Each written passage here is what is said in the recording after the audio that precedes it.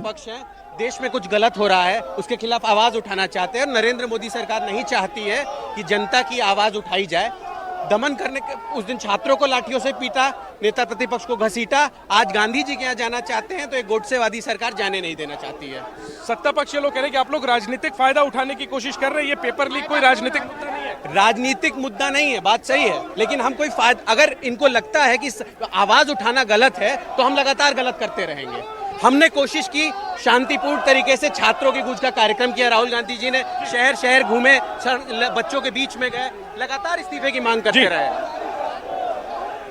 चलते तर आता आणखी एक ताजी अपडेट समोर येते। विद्यार्थ्यांच्या आंदोलनावर ज्येष्ठ नेते मुरली मनोहर जोशींनी आपल्या भावना व्यक्त केलेल्या आहेत। विद्यार्थी आंदोलनावर मुरली मनोहर जोशी यांची प्रतिक्रिया समोर आली। त्यांनी एक ट्विट करत या सगळ्यावर चिंता व्यक्त केलेली आहे। सरकारनं या विद्यार्थ्यांचं म्हणणं ऐकून घेतलं पाहिजे असं मुरली मनोहर जोशींचं म्हणणं आहे।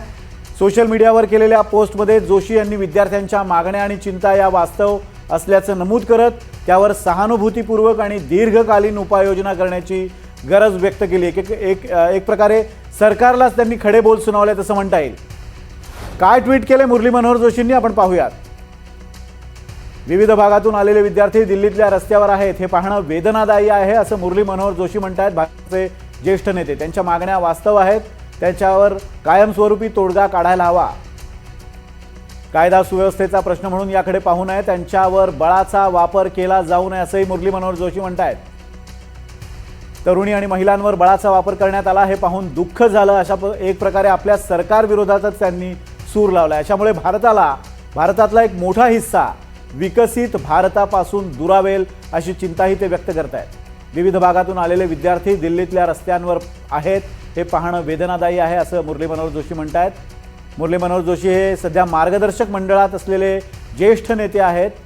ज्या पद्धतीनं मुरली मनोहर जोशी यांनी ही प्रतिक्रिया व्यक्त केलेली आहे, एक प्रकारे सरकारलाच, आपल्याच पक्षाच्या सरकारला खडे बोल सुनावलेत सौम्य भाषेत असं म्हणता येईल। दरम्यान ही दृश्य आपण पाहतोय, गांधी स्मृती म्युझियमकडेही हा ताफा निघालेला आहे। गांधी स्मृती म्युझियम हे पूर्वी बिर्ला हाऊस या नावानं ओळखलं जायचं। 30 जानेवारी 1948ला इथंच गांधीजींवर गोळ्या झाडण्यात आल्या होत्या आणि तिथंच त्यांच्या स्मृती जतन करून ठेवण्यात आलेल्या आहेत। तिथं शेवटचे 144 दिवस गांधीजींनी व्यतीत केले होते। गांधीजींचा मृत्यू, त्यांच्यावर गोळ्या इथं झाडण्यात आल्या होत्या, त्यामुळे बिर्ला हाऊसला ऐतिहासिकदृष्ट्या फार महत्त्व आहे आणि तिथं सध्या गांधीजींच्या स्मृती जतन करून ठेवलेल्या आहेत। जवळपास 60,000पेक्षा जास्त फोटोग्राफ्स आणि वस्तूंचा तिथं संग्रह आहे, ज्यांचा वापर गांधीजींनी केला आहे किंवा गांधीजींच्या आयुष्यातल्या महत्त्वाच्या स्मृती तिथं जपल्या गेलेल्या आहेत। त्यामुळे याच ठिकाणी जाऊन गांधीजींच्या तत्वाच्या आधारे आंदोलन करण्याचा काँग्रेसनं प्रयत्न चालवलेला आहे आणि एक प्रकारे या लढ्याला तात्विक बळ देण्याचा प्रयत्न त्यांनी केलेला आहे, नैतिक बळ देण्याचा प्रयत्न केलेला आहे। काँग्रेसने ज्या पद्धतीने गेल्या 2 दिवसांपासून आक्रमक भूमिका घेतलेली आहे, त्या मुद्द्यावरून सरकारची कोंडी केलेली आहे, ते पाहता CJPचं आंदोलन थोडंसं मागे पडू पाहतंय की काय, अशा स्वरूपाची चर्चा राजकीय वर्तुळात सुरू झाली आहे।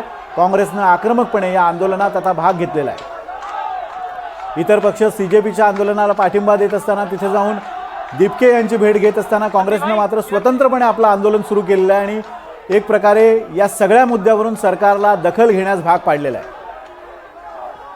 ही 4 दृश्य आपण पाहतोय, ज्या वेळेला खासदारांच्या बसेस राहुल गांधींच्या सुनेहरी बाग लेन या निवासस्थानाच्या बाहेर पडत होत्या त्यावेळच्या या दृश्यांमध्ये आपण बघतोय सुप्रिया सुळे आणि प्रियांका गांधी या शेजारी बसलेल्या दिसत आहेत। लाईव्ह दृश्य आहे ती सध्याची आणि त्याचबरोबर राहुल गांधी, रेणुका चौधरी एका दृश्यात आपण पाहतोय। या फ्रेममध्ये आपण बघतोय सुप्रिया सुळे आणि प्रियांका गांधी या एकाच सीटवर बसलेल्या आहेत, एकाच बसमधून त्या पुढे निघाल्या आहेत। सुप्रिया सुळे या राष्ट्रवादी काँग्रेस शरद पवार गटाच्या खासदार आहेत आणि त्या सुद्धा या आंदोलनात सहभागी झालेल्या आहेत। काँग्रेस नेते राहुल गांधी आणि त्यांच्यासोबत रेणुका चौधरी काँग्रेसच्या खासदार या सुद्धा दिसत आहेत। KC वेणुगोपाल आहेत, त्याच्या मागे राहुल गांधी बसलेले दिसत आहेत। दृश्यमानता थोडीशी कमी आहे कारण पाऊस पडतोय आणि गर्दी असल्यामुळे तिथे इंटरनेटमध्ये सुद्धा थोडेसे अडथळे येत आहेत, त्यामुळे स्पष्ट दृश्य दिसत नसली तरी सुद्धा काँग्रेसनं या आंदोलनाच्या माध्यमातून एक राजकीय वातावरण तापवलेलं आहे। दिल्लीतल्या राजकीय वर्तुळात एक प्रकारे उत्साह संचारल्याचं दिसतंय। विरोधकांचा आवाज जो गेला काही वर्षांपासून थोडासा क्षीण पडला होता तो पुन्हा एकदा या निमित्तानं अधिक जोरकसपणे पुढे येताना दिसतोय. दरम्यान विद्यार्थ्यांच्या आंदोलनावर आता अभिनेता सलमान खान यानंही प्रतिक्रिया दिलेली आहे. सोशल मीडियावर केलेल्या पोस्टमध्ये सलमाननं विद्यार्थ्यांनी आपल्याला आपल्या सुरक्षिततेची काळजी घ्यावी आणि घरी परतावं असं आवाहन केलेलं आहे. नीट पेपर लीक प्रकरणातील दोषींवर पंतप्रधान कठोर कारवाई करतील असा विश्वास सुद्धा त्यांनी व्यक्त केला आहे. तसंच सोनम वांगचुक यांना उद्देशून आंदोलन अधिक न वाढवण्याचा सल्ला देत काळजी घेण्याचं आवाहन सलमान खाननं केलं आहे. बॉलिवूड अभिनेता सुपरस्टार सलमान खाननं सुद्धा विद्यार्थी आंदोलनावर प्रतिक्रिया दिलेली आहे. विद्यार्थ्यांनी घरी परतावं, काळजी घ्यावी, दोषींवर कठोर कारवाई होईल.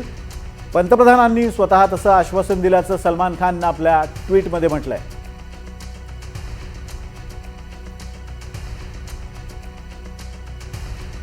दरम्यान या आंदोलनावर आपलं लक्ष असेल. एक छोटासा ब्रेक, लगेच परत येतोय. बघत राहा NDTV मराठी.